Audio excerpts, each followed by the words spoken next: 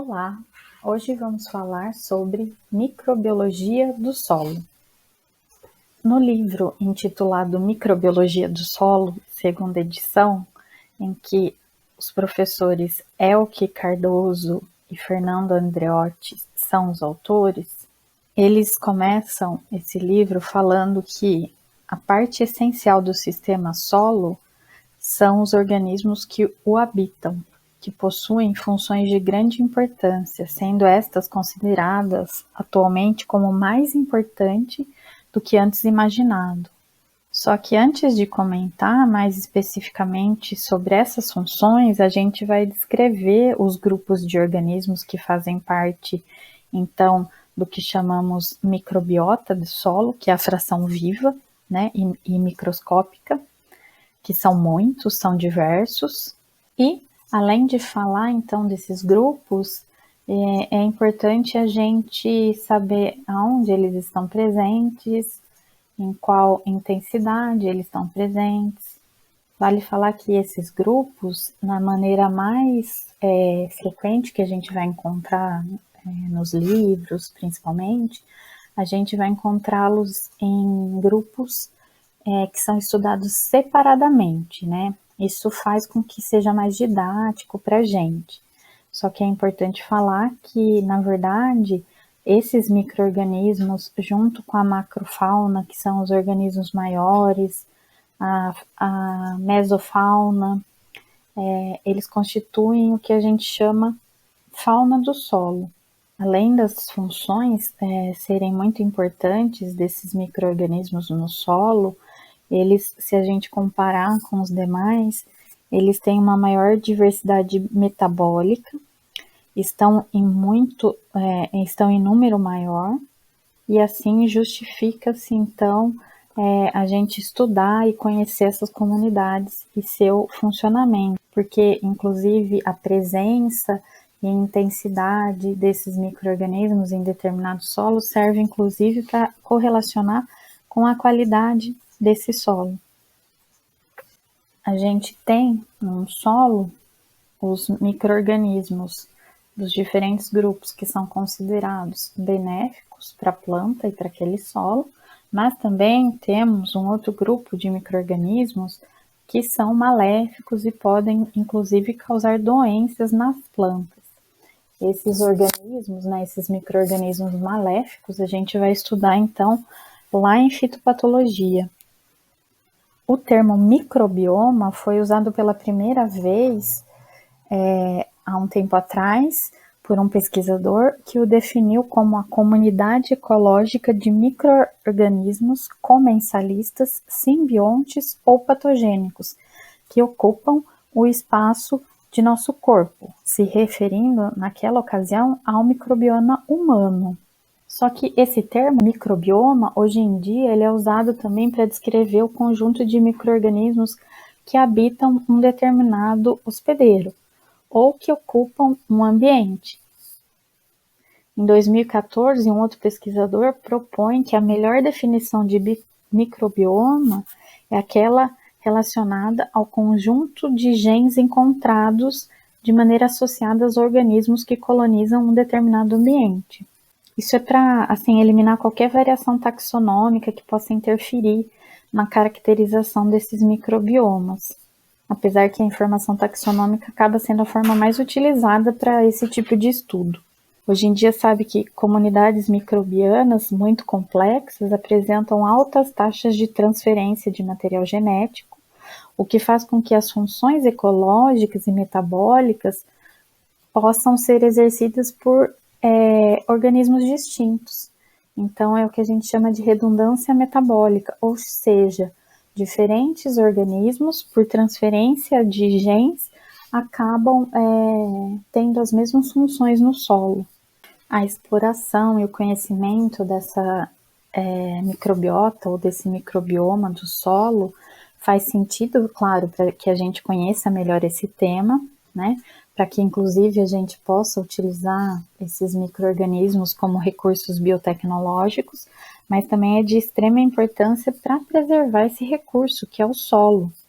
Em áreas naturais, por exemplo, a microbiota é de extrema importância na ciclagem de nutrientes, na sustentação daquele ecossistema. Ele atua, então, né, na base da cadeia alimentar. Mas não é só nas áreas naturais, nas áreas agrícolas também. Atua como seleção para as plantas, de forma significativa atua também contra a invasão dos solos por organismos que são patogênicos. Então, como a gente falou, numa visão mais ampla, a diversidade microbiana desses solos vai ser responsável pelos chamados serviços ecossistêmicos, caracterizados pelo conjunto de funções do ecossistema e dos recursos que estão ali supridos de forma determinante pela microbiota. Dentre esses serviços ecossistêmicos que a gente pode citar é a pedogênese, ou seja, a formação do solo, a ciclagem do nitrogênio, transformação da matéria orgânica, tudo isso então feito por esses micro-organismos. E quanto maior a sua diversidade, a gente entende que maior é a biodiversidade desses serviços ecossistemas.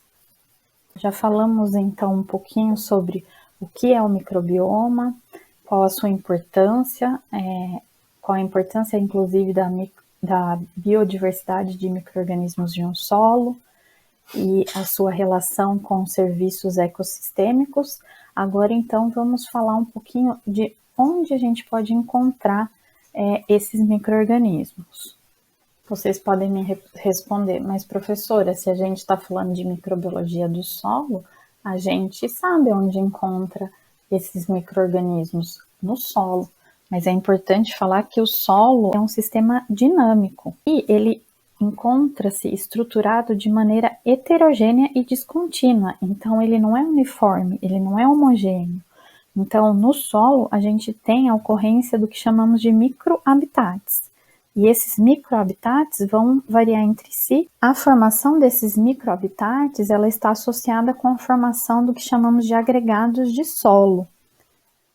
Os agregados, eles são formados por diferentes proporções de areia, argila e silt, que funcionam como um suporte físico para a aderência microbiana e proporcionam condições diferenciadas de aeração e disponibilidade de nutrientes. E esses agregados, eles possibilitam então a coexistência de milhares de micro-organismos com diversas habilidades metabólicas. Então aqui a gente pode ver um agregado de solo, né, em que temos as partículas de argila, a água como reservatório, né, e vejam que os micro-organismos, então, eles ficam aderidos aqui a essas partículas. Eles não ficam soltos, livres na solução do solo. São muito poucos que ficam livres. A maioria deles, então, estão formando microcolônias e são aderidos a essas partículas do solo. Os grupos de micro-organismos que a gente vai encontrar em cada um desses microhabitats, a gente pode considerar tanto a consequência como a causa de características específicas, particulares de cada uma dessas micro-regiões. Para esses micro-organismos interagirem e se unirem, aderirem a essas partículas do solo, um dos mais importantes processos descritos é a produção de polissacarídeos extracelulares, principalmente de origem bacteriana, que vai interagir então com as partículas de argila desse solo e vai favorecer a adesão das células a essas partículas. Mas também não são só as bactérias que produzem essas substâncias, né? Existem fungos também que produzem e que tudo ajuda na adesão aos agregados do solo. O solo tem baixa disponibilidade de nutrientes de maneira geral, mas apresenta a ocorrência de zonas que possuem uma atividade biológica alta, devido à presença de fontes nutricionais que estão mais disponíveis aí. Alguns exemplos dessas zonas que a gente vê a maior atividade biológica, por exemplo, são aquelas em que há acúmulo de matéria orgânica e as frações do solo que ficam mais próximas às raízes das plantas, que são conhecidas como rizosfera. A definição de rizosfera é a região do solo que sofre uma intensa influência da exudação da raiz. É nessa zona, né, que a maior parte da vida se desenvolve no solo. É claro que a presença de micro-organismos por toda a extensão do solo, mas é nessa rizosfera, nessa área próxima e com influência da raiz, é que estão, então, a grande diversidade, o grande número de micro-organismos dos solos. Veja aqui que existem várias definições para a rizosfera, né? Mostrando então que é uma região importante por ter essa biodiversidade. Aqui eu trouxe algumas para vocês, né?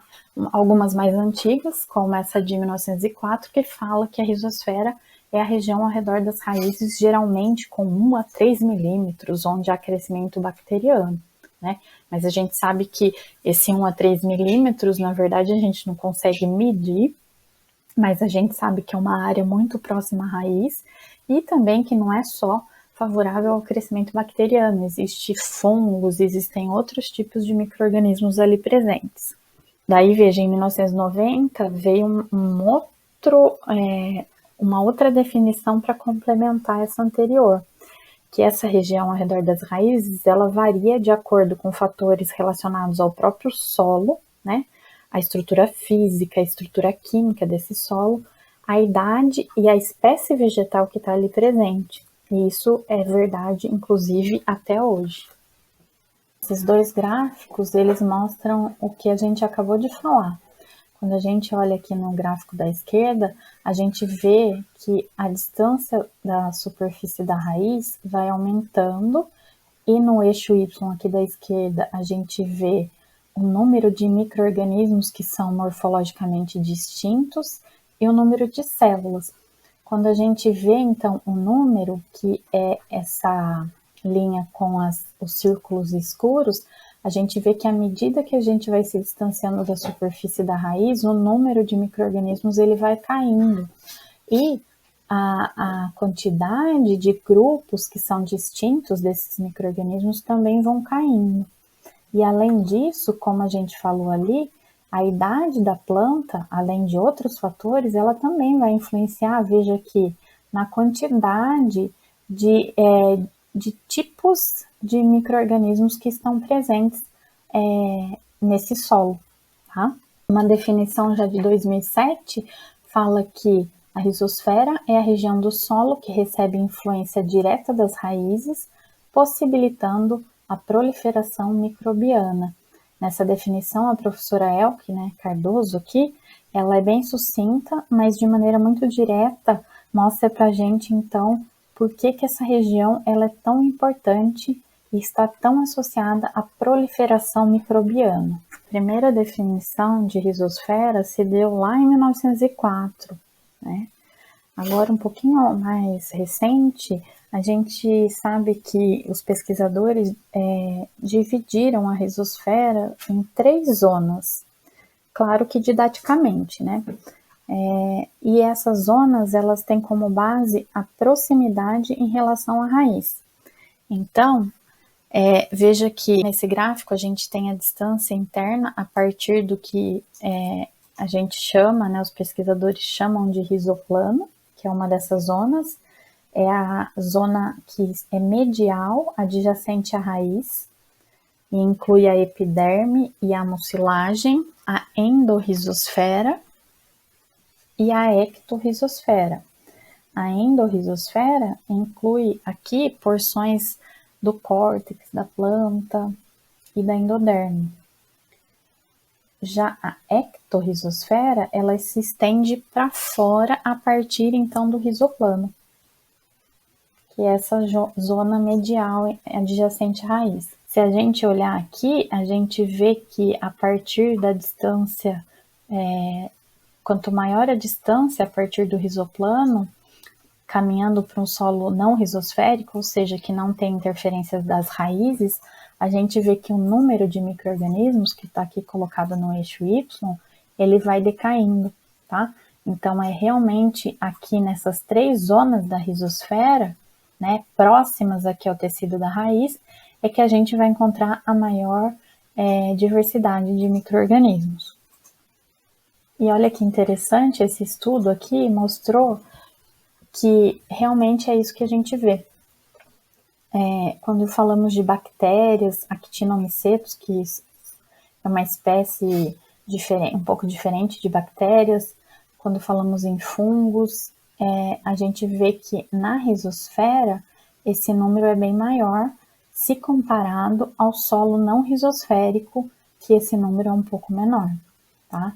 Quando a gente faz a relação do número de micro-organismos nesse solo rizosférico com esse solo não rizosférico, a gente vai ter então esse número. E esse número, veja, que quanto maior que maior é a atividade microbiana dessa rizosfera, tá?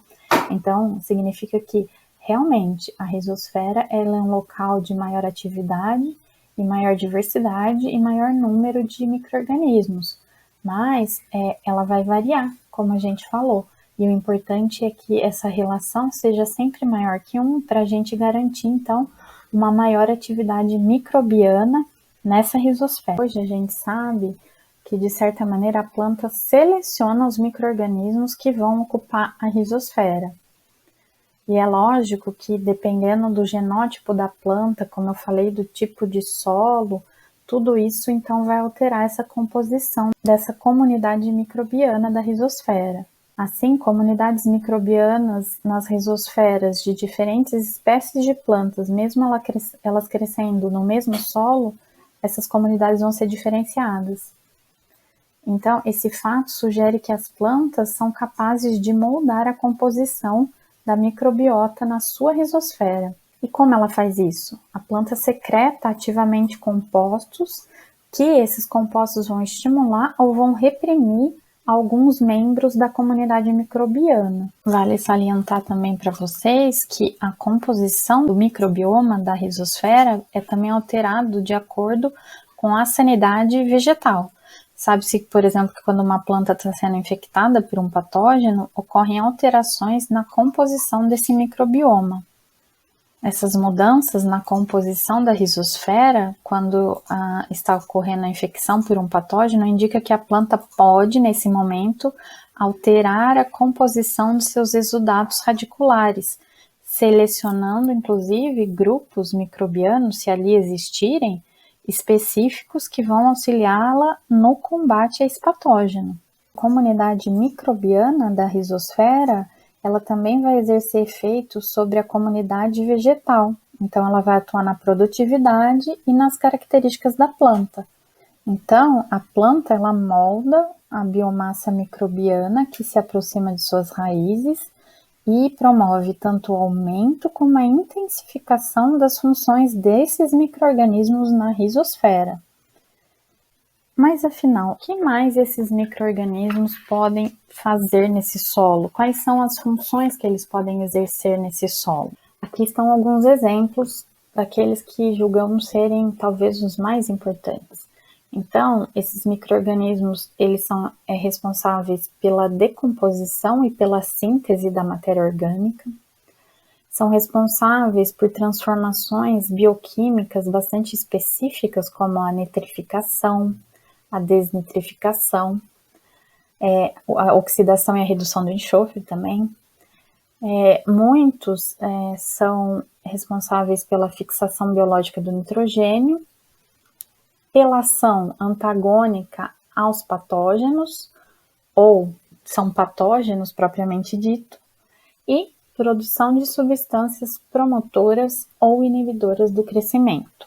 Agora que já sabemos o local do solo em que a gente encontra uma grande diversidade de micro-organismos, a maneira como esses micro-organismos estão agregados às partículas do solo e também o que é a rizosfera e algumas das principais funções dos micro-organismos no solo, a gente faz uma pergunta. Mas afinal, quem são esses micro-organismos que estão presentes no solo? A gente sabe hoje em dia que a microbiota, esses micro-organismos como fungos, bactérias, eles ocupam menos de 5% do espaço poroso de um solo, tá? A gente sabe também que 15 a 30% desses micro-organismos são bactérias e 10% são fungos. Então, no solo, a gente tem, de maneira geral, uma quantidade muito maior de bactérias do que de fungos. Mas esses dois grupos, eles respondem por 90% da atividade microbiana do solo. Então, a gente sabe que existem outros tipos de micro-organismos, mas esses dois, então, são os principais, tá?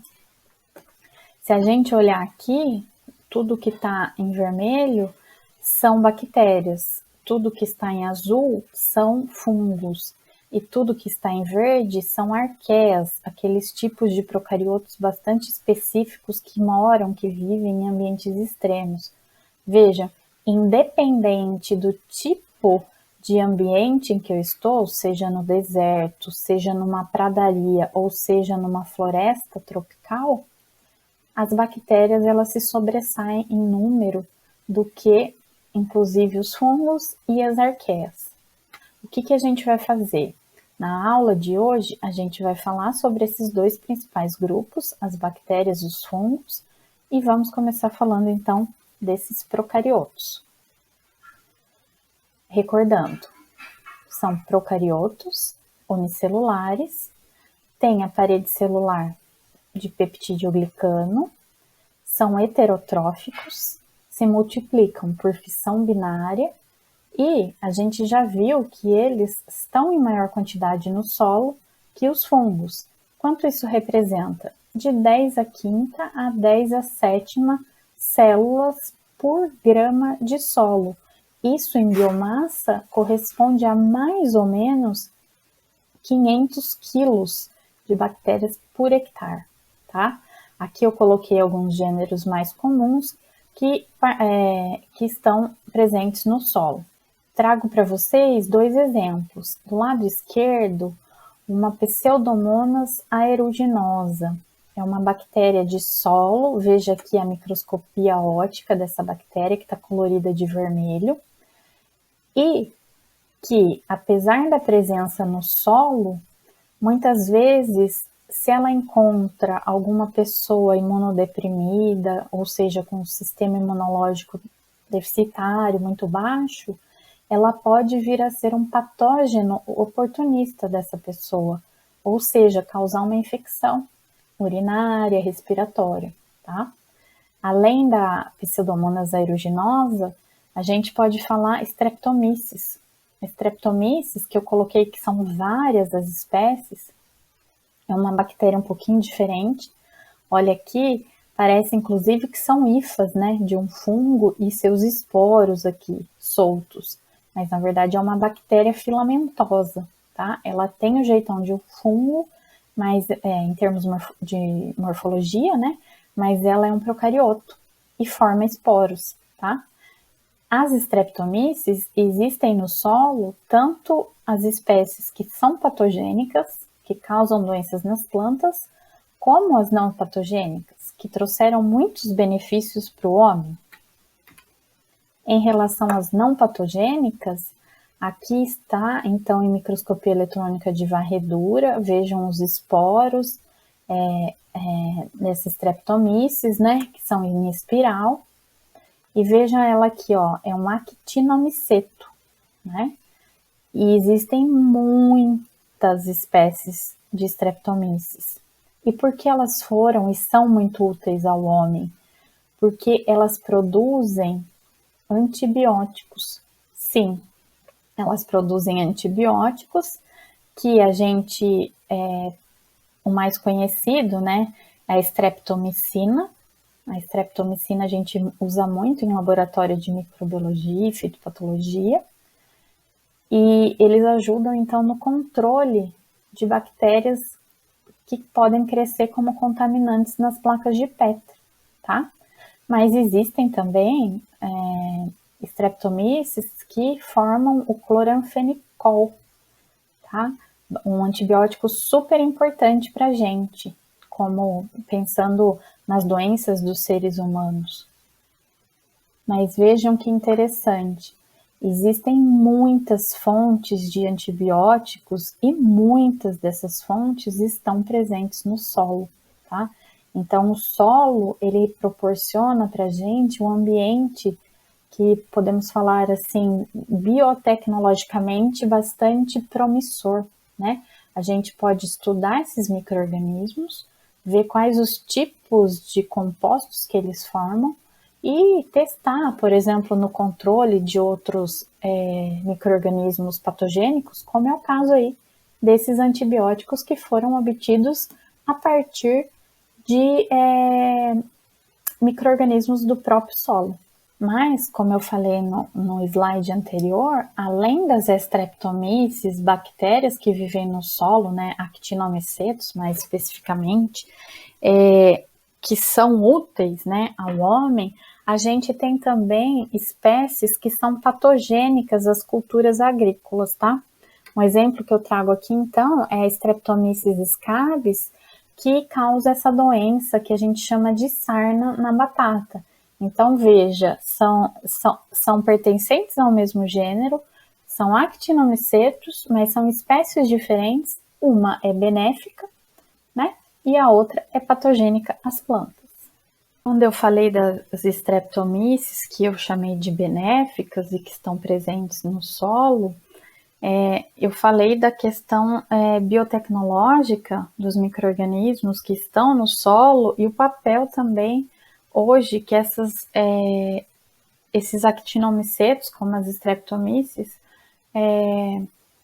exercem no controle, por exemplo, de doenças, inclusive bacterianas, né? Elas formam antibióticos e esses antibióticos, então, foram descobertos ali e hoje em dia eles são produzidos em larga escala como antibióticos comerciais, né?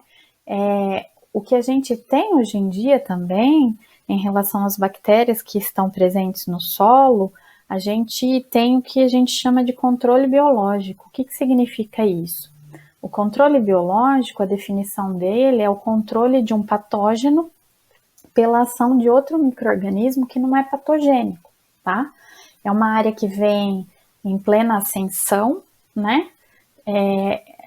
E a gente pode dizer que muitos dos micro-organismos, se não todos, né, mas a maioria deles que estão registrados como agentes de produto biológico no Ministério da Agricultura atualmente, são micro-organismos provenientes do solo, ou seja, da mesma maneira que foram feitos os estudos para saber qual é o tipo de antibiótico e o potencial desses antibióticos no controle de outras bactérias, no caso da Streptomyces, esses agentes de controle biológico que a gente tem registrados no Ministério da Agricultura e que fazem um ótimo papel no controle de doenças em campo, eles vieram do solo e foram resultados de estudos, de pesquisas que proporcionaram, então, a descoberta desse potencial e, então, a gente tem, por exemplo, Bacillus subtilis e outros tipos de bacilos que são bactérias que hoje em dia a gente considera como um bactericida microbiológico. Se vocês, por curiosidade, entrarem no site do Agrofit, do Ministério da Agricultura, vocês vão ver, então, que esses micro-organismos, eles são, então, hoje em dia, comercializados e produzidos por grandes empresas, muitas vezes multinacionais, inclusive tem marca comercial como se fosse um produto químico mesmo, um fungicida, tá? E vocês vão conseguir, então, procurar por esses bactericidas microbiológicos. Um outro exemplo de bactéria que atua também no controle biológico dessa doença, que é a galha das coroas, veja aqui, em rosáceas, é a Agrobacterium radiobacter, tá? Hoje elas mudaram de nome, mas, enfim, esse não é o motivo da nossa aula aqui. Então, vocês vão encontrar nos livros didáticos mais antigos esse nome, a Agrobacterium radiobacter, que seria a bactéria benéfica usada como agente de controle biológico para controlar, então, a agrobactéria que é maléfica, que causa a doença das galhas em rosáceas, que é a Agrobacterium tumefaciens. A Agrobacterium radiobacter, ela produz um antibiótico que é chamado agrocina, tá? Não são todas os isolados de Agrobacterium que produzem, é uma estirpe em específico, uma variante dessa Agrobacterium radiobacter, que é a K84, e o produto comercial, vejam aqui, que não é vendido e nem registrado aqui no Brasil, mas é vendido e comercializado então nos Estados Unidos, Austrália e Chile, esse produto comercial feito à base das células dessa bactéria, a Agrobacterium radiobacter, é aplicado então nas raízes de porta-enxertos de rosáceas antes do transplante, e assim garantem a inibição do crescimento da espécie fitopatogênica, Agrobacterium tumefaciens. Então, eu estou vendo um controle biológico, aqui inclusive no mesmo gênero de bactérias, uma Agrobacterium, uma espécie controla uma espécie que é fitopatogênica, controle biológico. Outros exemplos de micro-organismos, mais especificamente de bactérias, são aquelas bactérias que fazem simbiose com as raízes de plantas leguminosas e formam os nódulos radiculares. Os nódulos eles vão se desenvolver pela infecção dessas bactérias, como por exemplo uma das mais conhecidas, a Bradyrhizobium japônico, e infectando então essa planta de soja, de feijão, por exemplo, essa bactéria forma esses nódulos garantem que a enzima necessária para a fixação do nitrogênio do ar, ela não tenha oxigênio e ela assim consiga trabalhar de maneira efetiva. Eu falei da Bradyrhizobium japonicum, mas existem outros gêneros como Rhizobium e demais que também têm esse mesmo papel. A gente considera como organismos diazotróficos, ou seja, que são capazes então de pegar esse nitrogênio gasoso, esse nitrogênio que está no ar, e combiná-lo de modo que ele se torne, então, funcional, se torne assimilável, se torne utilizável pela planta, tá? Na forma de amônia, por exemplo. A gente chama de diazotrófico porque azoto é nitrogênio, tá? Esse radical significa nitrogênio. Nesse slide eu mostro para vocês, resumidamente, um esquema do processo de nodulação em uma raiz de leguminosa infectada por uma bactéria diazotrófica. Então, os rizóbios, que assim eu vou chamar genericamente, são essas bactérias que durante a simbiose vão se localizar dentro dessas estruturas especializadas que são os nódulos, que são formados então na raiz de uma planta.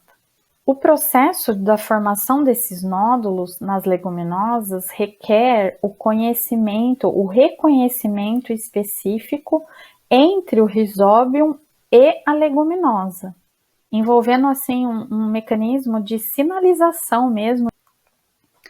O primeiro passo no processo de nodulação vai ser a liberação de exudatos, flavonoides, isoflavonoides pelas raízes das leguminosas. Esses exudatos, então, vão ser reconhecidos pelas bactérias diazotróficas e vão ativar, então, a expressão de genes de nodulação, que são presentes nessa bactéria. Esses genes de nodulação, eles vão ser responsáveis pela síntese do que os pesquisadores chamam fatores de nodulação. Esses fatores são essenciais para formar o nódulo e são, assim, específicos da planta hospedeira. A liberação dos fatores de nodulação pelas bactérias vai induzir a diversas modificações na raiz da leguminosa, resultando inclusive no que a gente está vendo aqui, uma curvatura nos pelos radiculares. vai também alcalinizar o meio fora da raiz e vai formar o que a gente chama, então, esse filamento de infecção ou primórdio de infecção, primórdio nodular. No último momento do estabelecimento aqui dessa simbiose, veja que no caso a gente não chama mais de bactéria, Rhizobium, nós chamamos essas estruturas bacterianas que estão dentro das células de bacteroides. Nesse último momento de estabelecimento da simbiose, também vão estar envolvidas enzimas responsáveis por esse processo de assimilação do nitrogênio atmosférico e conversão do amônio para aminoácidos. Apesar das bactérias diazotróficas terem a capacidade de habitar diferentes ambientes, todas utilizam dessa mesma maquinaria bioquímica para realizar a fixação biológica do nitrogênio, que é a enzima nitrogenase.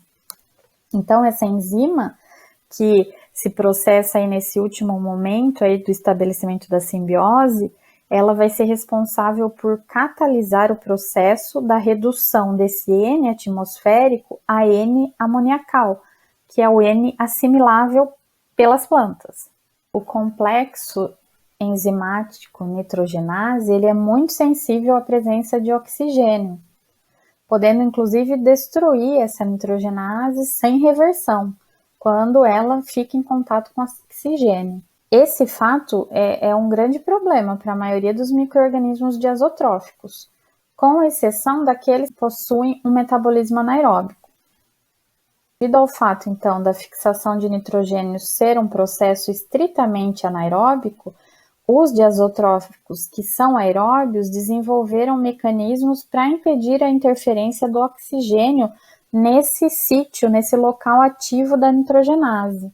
Entretanto, o mecanismo mais evoluído de proteção do sítio ativo da nitrogenase é o que ocorre aí, na simbiose do Rhizobium com a leguminosa. Dentro desses nódulos que foram formados, existem proteínas com função e composição semelhante à hemoglobina, que a gente conhece como leghemoglobina.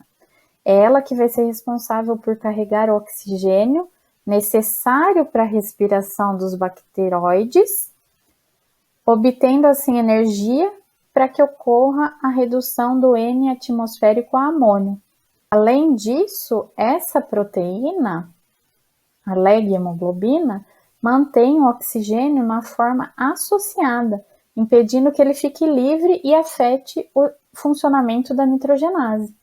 É a leghemoglobina, inclusive, que confere aquela cor avermelhada no interior dos nódulos que estão ativos. Veja nessa foto aqui, quando a gente corta um nódulo, ele está vermelho, então, em função dessa leghemoglobina, que tem essas duas funções. Carrega o oxigênio para a respiração dos bacteroides e esse oxigênio ela mantém também na forma associada para não deixar-o livre e afetar o funcionamento da nitrogenase. Aqui está uma imagem bonita de microscopia eletrônica que a gente vê um pelo radicular e aqui em cima, então, células bacterianas do gênero aí Rhizobium, possivelmente, se aderindo para começar, então, a infecção, né? Porque ele se fixa ao pelo radicular e começar, então, esse filamento de infecção, por onde, então, as bactérias vão penetrar na raiz, antes, então, de encurvar o pelo radicular e começar o fenômeno da nodulação propriamente dito.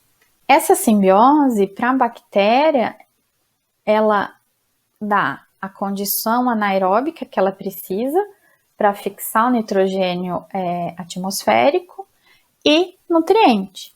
Afinal de contas, essa bactéria é heterotrófica.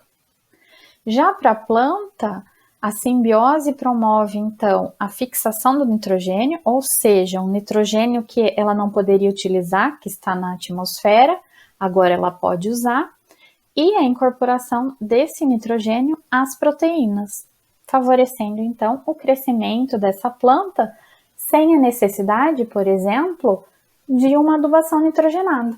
Então, pessoal, a contribuição da fixação biológica do nitrogênio resultante aí dessa associação da planta com as bactérias diazotróficas é o processo mais significativo de adição de nitrogênio no ecossistema terrestre. A inoculação de bactérias fixadoras de nitrogênio em plantas como a soja, por exemplo, é uma técnica aplicável e que rende muitos benefícios, tanto econômicos para o produtor de soja, por exemplo, quanto também ecológico, porque o uso indiscriminado e incorreto de fertilizante é uma das principais fatores de poluição do solo e contaminação de lençóis d'água subterrâneos.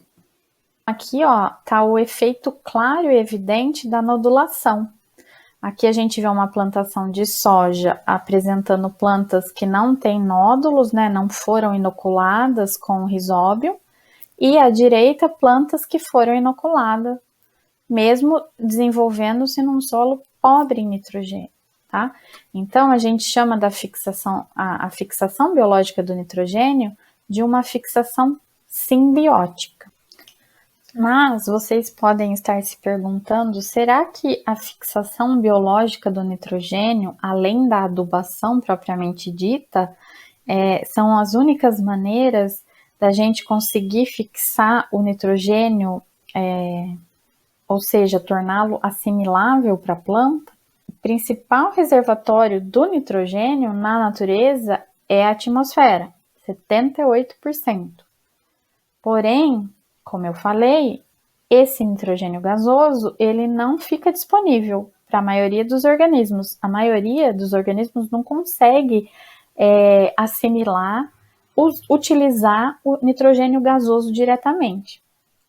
Então, para que ele seja utilizado pelas plantas e pelos animais, é necessário que ele seja, então, reduzido para formas assimiláveis, como o amônio.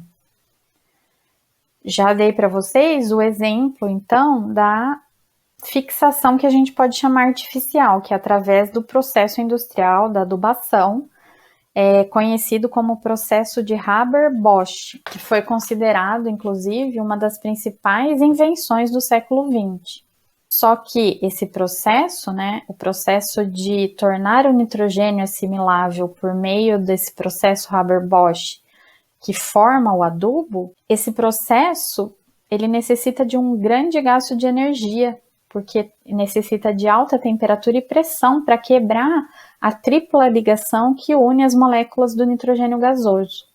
Já o processo de fixação biológica que a gente viu contribui com grande parte do nitrogênio fixado no planeta, e a quebra dessa tripla ligação ocorre em pressão e temperatura ambiente. Mas também, pessoal, existe uma forma que a gente chama também de natural, né? É uma fixação do N por meio das descargas elétricas da atmosfera, tá? Então, os raios, as descargas elétricas, elas conseguem quebrar esse nitrogênio da atmosfera e ele se torna assimilável para as plantas. Um outro tipo de fixação biológica do nitrogênio, que são as fixações de vida livre, que acontecem por micro-organismos que não estão fazendo simbiose com a planta, não vão formar nódulos com a planta. E por não formar nódulos, inclusive, elas não são tão eficientes quanto a fixação feita pelo risóbio nas leguminosas. Na literatura, a gente sabe que existem algumas culturas de importância comercial que fazem esse tipo de associação com bactérias diazotróficas que não necessariamente formam nódulos, que são o trigo, o arroz, o milho, o sorgo e a cana-de-açúcar. Para essa fixação biológica, que é de vida livre, e também coloco uma outra fixação que é chamada de fixação associativa, a gente pode citar micro-organismos como Beijerinchia indica, Azotobacter, Azospirillum. Passando agora para o outro grupo de micro-organismos que também é importante nos solos, de maneira geral, vamos então falar e dar uma relembrada muito rápida das características principais dos fungos. Os fungos, eles são eucariotos, ao contrário das bactérias, são unipluricelulares, tem a parede celular de quitina, mas existem alguns que a gente chama de oomycetos ou fungos não verdadeiros, como aqui ó, tá em asterisco Pythium e a Phytophthora, então são os oomycetos, que a parede celular também não é de quitina. São heterotróficos, podem se reproduzir sexuada ou assexuadamente. Em comparação às bactérias, eles estão em menor quantidade por grama de solo, vai de 10 à terceira a 10 à sexta unidade formadora de colônia. E a biomassa, apesar de estarem em menor número, por serem maiores em termos de volume, a biomassa é maior em relação às bactérias, então vai de 1.000 a 1.500 kg por hectare. Aqui estão alguns dos gêneros mais comuns encontrados nos solos.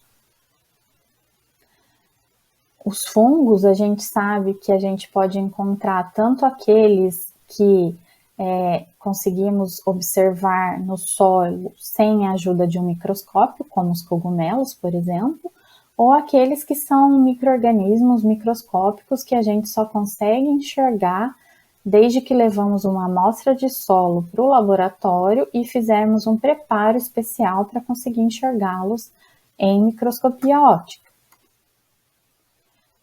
Em relação aos micro-organismos fúngicos mais importantes do solo, a gente não pode deixar de falar daqueles que se associam a raízes de plantas e por se associar às raízes, eles receberam o nome, essa associação na verdade recebeu o nome de micorriza.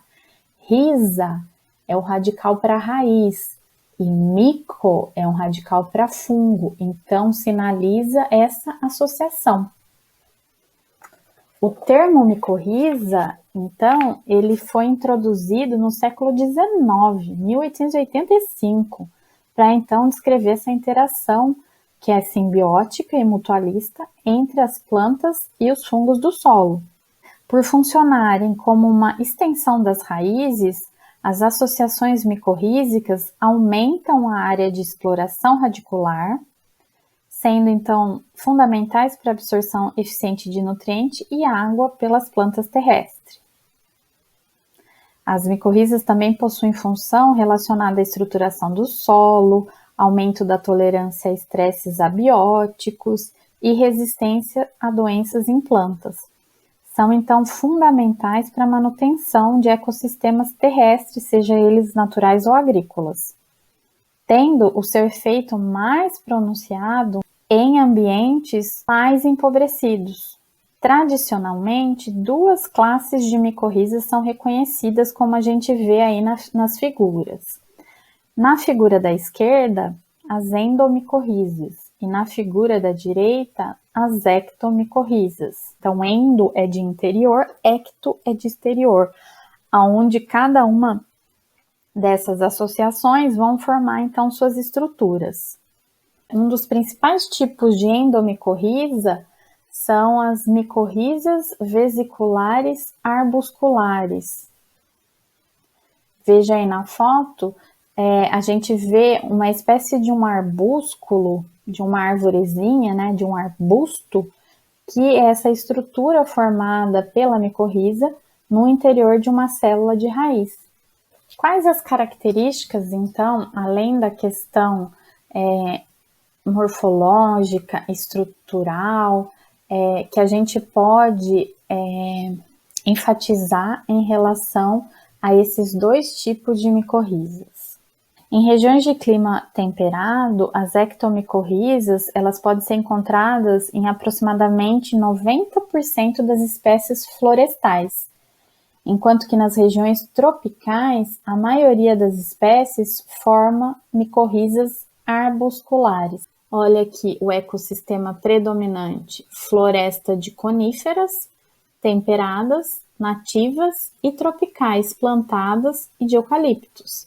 Já as endomicorrizas são de solos turfosos, uma liteira florestal, agro e ecossistemas naturais que não são dominados pelas coníferas. No Brasil, a gente tem um grande interesse, apesar das ectomicorrizas serem muito mais encontrada nos países temperados, mas a gente tem um grande interesse em utilizá-las na produção de espécies exóticas como o eucalipto, pinos, a acácia, que são utilizadas aqui para reflorestamento. O que os pesquisadores estimam é que mais de 5.000 espécies de fungos podem formar ectomicorrizas. No caso dessas ectomicorrizas, a gente vê principalmente fungos do grupo dos basidiomicetos e dos ascomicetos, enquanto que nas endomicorrizas a gente vê mais ascomicetos, fungos anamórficos ou imperfeitos e zigomicetos. No campo, algumas vezes a gente consegue identificar algumas ectomicorrizas porque elas formam cogumelos, então elas estão em associação no solo, dentro do solo, com as raízes das suas hospedeiras, mas elas também emergem perto dessas plantas na forma de cogumelos. Então a gente tem no Brasil os gêneros Physolithus, Scleroderma, Amanita, todos eles são basidiomicetos e são encontrados em cultivos de pinos e eucaliptos. Há fungos também do grupo dos ascomicetos, como eu falei para vocês, que podem formar ectomicorrizas. E alguns deles são de valor econômico, como a gente já falou das trufas europeias. Então, as trufas formadas no carvalho nada mais são as trufas resultados da interação de um fungo com uma raiz, formando então uma ectomicorriza. De maneira geral, uma ectomicorriza, ela se caracteriza pela presença de 3 componentes: manto, micélio e rizomorfo. O manto é formado pelo tecido do fungo que está recobrindo a raiz. A ramificação intercelular nas células da epiderme e do córtex é denominada rede de Hartig. E o rizomorfo são as hifas e as estruturas externas ao sistema radicular que são essenciais para a conexão com o solo e com a formação dos corpos de frutificação do fungo. Em geral, o manto fúngico apresenta apenas uma camada de hifa, mas às vezes forma até um falso tecido com 2 ou mais camadas. A organização desse manto é importante para a absorção de água e nutrientes. As hifas desse manto também funcionam como uma barreira física contra a penetração de patógenos. Já na rede de Hartig, que é essa parte intercelular, dentro ali da raiz, é onde acontecem as trocas então de nutrientes entre a planta e o fungo. Então ele tem as ramificações da hifas entre as células da epiderme e do córtex e aumenta a interface entre esses 2 simbiontes. As hifas e os rizomorfos que são formados externamente à raiz são estruturas ligadas à absorção de água e de nutriente. Então aqui, como eu mostrei para vocês, um exemplo de ectomicorriza, bastante conhecido agora de vocês, as trufas. Inclusive na Europa eles utilizam porcos ou cachorros para caçar essas trufas. Veja, para ficar mais claro para vocês, então a gente tem aqui o micélio propriamente dito, pode ser chamado de rizomorfo também, que vai servir na absorção de água. O manto fúngico, que é uma camada de hifa que cobre aqui a raiz, e as hifas intercelulares crescendo principalmente ali na região do córtex e da epiderme, e que fazem então, e que a gente chama de rede de Harting, e que fazem então essa troca, né, de nutrientes e água entre aí os 2 organismos, ou seja, a raiz e o fungo. Mas qual a importância das ectomicorrizas para a gente? No caso das ectomicorrizas, os efeitos benéficos para a planta hospedeira, então, são a absorção de nutrientes, como nitrogênio e fósforo, a tolerância aos estresses bióticos, às doenças e aos abióticos. Quando a gente tem muita disponibilidade de fósforo num solo, assim como em endomicorrizas, isso daí vai inibir a formação das ectomicorrizas. Mas e o quanto que precisa ter de disponibilidade de fósforo, ou quanto vai precisar ter de endomicorriza para inibir a formação das ectomicorrizas, é muito variável, vai depender da espécie do fungo, vai depender da planta que está envolvida na associação. Então, quando a gente fala em associação ectomicorriza, a gente fala em poder empregar principalmente na produção de muda de espécies florestais, de clima temperado, melhorando o crescimento e a sobrevivência dessas plantas ao transplantio. A inoculação com fungos ectomicorrízicos, então, vai diminuir a incidência de patógenos em pinos e vai promover o crescimento dessas mudas de eucalipto. Só por curiosidade, o eucalipto é uma das poucas, raras espécies vegetais que podem formar tanto micorriza arbuscular como ectomicorriza, e ambas parecem ser importantes para o desenvolvimento da planta. Os fungos que formam essas ectomicorrizas, eles podem ser cultivados em meio de cultura. E isso vai facilitar, inclusive, você conseguir isolar, produzir, inclusive inocular esse simbionte. E as micorrizas arbusculares ou endomicorrizas? As micorrizas arbusculares, pessoal, são formadas em uma enorme variedade de plantas hospedeiras que vão interagir então com esses fungos mutualistas obrigatórios, eles são biotróficos. Entre as plantas que produzem micorrizas arbusculares, né, ou endomicorrizas, vejam aqui, podemos citar, por exemplo, as angiospermas, a grande maioria das angiospermas, as gimnospermas. 97% das plantas vasculares formam micorriza vesicular arbuscular. A associação micorrízica arbuscular, ela começa quando um esporo ou uma hifa do fungo responde à presença de um estímulo radicular e começa a crescer então em direção à raiz.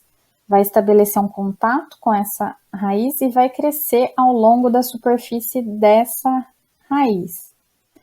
As hifas, então, começam a produzir apressórios na superfície das células da epiderme e vão penetrar nas células e no córtex radicular. Veja, aqui elas penetram nas células. Essas hifas, então, vão cruzar toda a epiderme e vão começar a se ramificar no córtex. É ali no córtex que se estabelece a simbiose funcional. Uma micorriza arbuscular é composta basicamente por hifa e micélio. Mas a gente pode falar em termos mais específicos na questão das vesículas, dos arbúsculos e dos esporos. O que são os arbúsculos? Os arbúsculos são as estruturas que são formadas dentro da célula, mas tem uma membrana aí que separa o fungo da planta. Os arbúsculos, então, são as estruturas mais características da micorriza, endomicorriza. Como eu falei, possui uma anatomia que parece um arbusto e, portanto, pode ser facilmente reconhecido por uma técnica de microscopia. Os arbúsculos, eles começam a se formar aproximadamente 2 dias após a infecção. São ali considerados o principal local de troca do nutriente entre o fungo e a planta. Após poucos dias, eles começam a se colapsar. E quando ele se decompõe, ele libera nutriente para essa planta.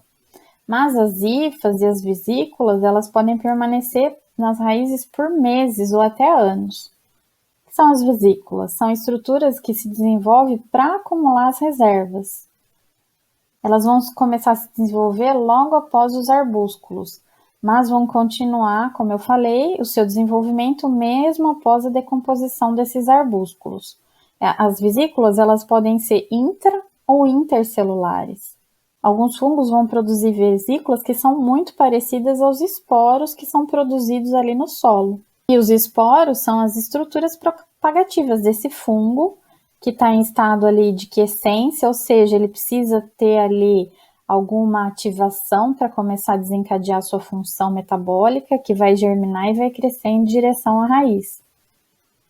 Para ficar mais claro para vocês, vejam, os arbúsculos, que são as estruturas que permitem a troca de nutrientes entre a raiz e o fungo, eles são intracelulares, Mas há uma hifa e podem ser formadas vesículas, inclusive intra ou intercelularmente, e o fungo, assim que seu esporo germina, veja, e cresce em direção a essa hifa à raiz, ele forma um apressório para se fixar e poder então infectar essa planta. O tipo de penetração, inclusive, vai mais a fundo propriamente do que nas ectomicorrizas. Para recapitular, então, as endomicorrizas arbusculares, elas vão estar presentes em quase todas as famílias de plantas cultivadas na agricultura, principalmente nas angiospermas. Apenas poucas famílias vegetais, como por exemplo as crucíferas, não formam esse tipo de micorriza. E as gimnospermas, como por exemplo os pinheiros, é mais comum então a gente ter a presença de ectomicorriza. O efeito desses fungos micorrízicos, né, sobre o crescimento das plantas é especialmente significativo então com relação aos nutrientes de baixa mobilidade no solo, que se movem preferencialmente por difusão, que é um processo muito lento. Dentre esses nutrientes, destacamos o fósforo e o zinco e o cobre. De maneira geral, então, bastante resumida sobre a questão das micorrizas, a gente pode dizer que elas ampliam a interface, né, de conexão entre a planta e o solo, possibilitando, então, assim que a planta absorva mais água e nutrientes, como, por exemplo, fósforo, garante à planta que tem esse tipo de associação, seja uma endo ou uma ectomicorriza, maior atividade fotossintética, maior atividade enzimática, maior metabolismo e maior produção de substâncias que regulam o crescimento. Além disso, é visto que as micorrizas promovem resistências a efeitos provocados por estresse de natureza biótica, como doenças, por exemplo, ou estresse hídricos nutricionais. E há, com certeza, um maior desenvolvimento e produtividade quando as plantas são micorrizadas. Em relação ao controle biológico, o que a gente pode falar do papel dos fungos como agentes de controle biológico? Novamente, hoje em dia, mais do que nunca, o investimento na questão de agentes de controle biológico tem sofrido um avanço muito rápido e a gente vê muitos fungos que vieram, né, são provenientes do solo, foram estudados, viu-se o potencial deles como agentes de controle de patógenos. E a gente tem hoje, então, produtos comerciais que são registrados pelo Ministério e que são usados para o controle de doenças de plantas. Muitos desses fungos pertencem ao gênero Tricoderma. Se vocês tiverem curiosidade, visitem o Agrofit, vocês vão ver. Aqui eu só trouxe como exemplo, veja, mas existem muitos tricodermas de diferentes empresas com diferentes nomes, né? São cepas diferentes, apesar de, por exemplo, ser o mesmo tricoderma rasianum aqui, a cepa que é produzida e distribuída por uma empresa geralmente é diferente da outra, tá? E existe um outro aqui que é o Clonostax rosea, que é um fungo bastante importante, principalmente quando a gente fala de controle biológico para a cultura do morango. Para mais curiosidade, visitem o site do Agrofit. Em relação ao tricoderma rasianum, por exemplo, que eu falei, quando a gente fala de um agente de controle biológico, a gente está falando de um produto que é registrado no Ministério, que é vendido numa agropecuária como um fungicida. Então, ele pode vir em diferentes embalagens, tá? E dentro deles, a gente tem uma garantia de quantas células ou quantos esporos, por exemplo, no caso de fungos, estão presentes por ml. Então, é um padrão que a indústria consegue nos garantir, a empresa fabricante, tá? Aqui está uma imagem desse fungo, aqui são as hifas do tricoderma e a gente vê os esporos, são esses esporos que são comercializados.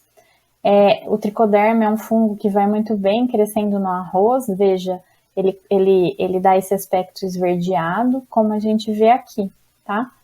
No caso dos fungos, de maneira geral, quando a gente fala de fungos como agentes de controle biológico, a gente sabe que os mecanismos de ação com que esses fungos atuam, eles são do tipo parasitismo, ou seja, quando esse agente de controle microbiológico vai atacar e vai parasitar e vai se alimentar do patógeno. Como a gente vê aqui do lado, o patógeno, no caso, é uma Rhizoctonia solane, são essas hifas aqui, esses tubos mais grossos, tá?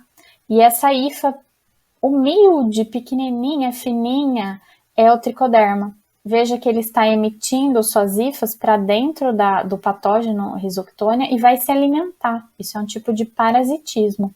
Mas existem alguns fungos que produzem substâncias que chamamos genericamente de antibióticos e liberam essas substâncias no solo onde tem o patógeno, e essa substância é que vai fazer o papel de inibir o controle, de inibir o crescimento desse micro-organismo patogênico. Mas eles também podem competir por alimento, e um agente de controle biológico bom é aquele que cresce mais rapidamente e consegue competir melhor. E existe também os micro-organismos que a gente pode usar como agente de controle biológico, que quando aplicados, eles induzem a defesa da planta. Mas veja, não é porque um micro-organismo que eu uso como agente de controle biológico, como o tricoderma, que ele precisa necessariamente só ter um desses tipos de ação. Não, quanto mais mecanismos de ação esse micro-organismo tiver, melhor vai ser o controle do agente patogênico. É o caso, inclusive, do gênero tricoderma. Ele geralmente tem mais que um mecanismo de ação e, por isso, então, o seu controle é tão efetivo quando a gente fala de patógenos de solo. E, para terminar, uma função ruim desempenhada por alguns micro-organismos do solo é a questão da patogenicidade em plantas, principalmente quando pensamos em plantas agrícolas, né? Aqui eu dou um exemplo de um Fusarium oxysporum, é uma espécie que ataca os bananais e causa esse sintoma aqui no sistema vascular da planta, causando a murcha da bananeira, tá? A doença é conhecida como mal do Panamá, é uma doença muito importante. E de maneira geral, independente de serem fungos ou bactérias patogênicos presentes no solo, o controle desses agentes fitopatogênicos, ele é muito difícil. Então, a melhor maneira de você controlar, seja um fungo ou uma bactéria que causa doença e que está no solo, é prevenir a sua entrada na sua propriedade, na sua área cultivada.